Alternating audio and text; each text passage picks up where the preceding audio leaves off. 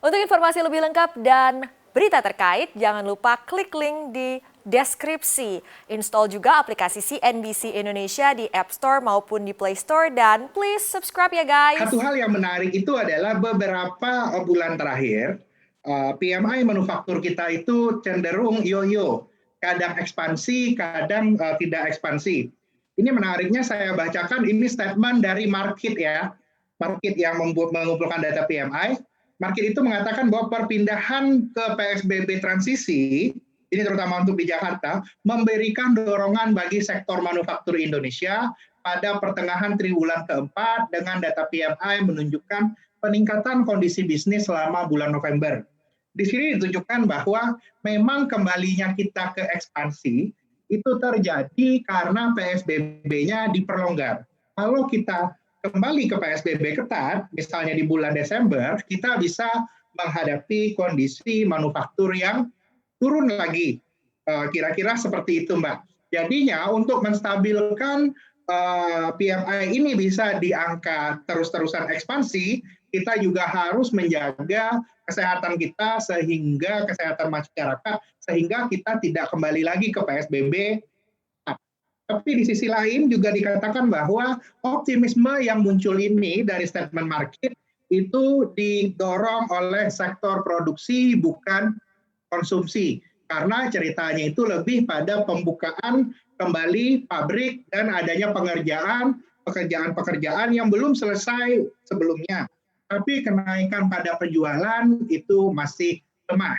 Kira-kira seperti itu kita melihat data market yang sudah membaik. Untuk melihat PMI itu sustain, kita harus bisa menjaga kondisi PSBB dan kesehatan masyarakat ini tetap terjaga dengan baik, Mbak. Kalau kita akan mengalami PSBB lagi, kondisi sebaliknya akan terjadi, seperti yang sudah diceritakan statement-nya sebelumnya.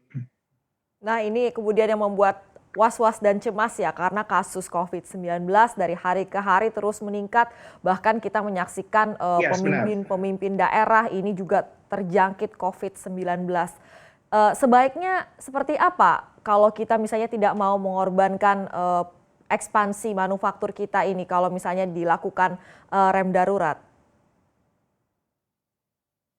Kalau saya melihatnya di kondisi sekarang ini, Indonesia sebenarnya kalau sektor ekonomi, kita bisa mendorong sektor-sektor yang berorientasi kepada ekspor, karena banyak beberapa negara tujuan ekspor kita, pertumbuhan kasus COVID-nya sudah tidak terlalu tinggi.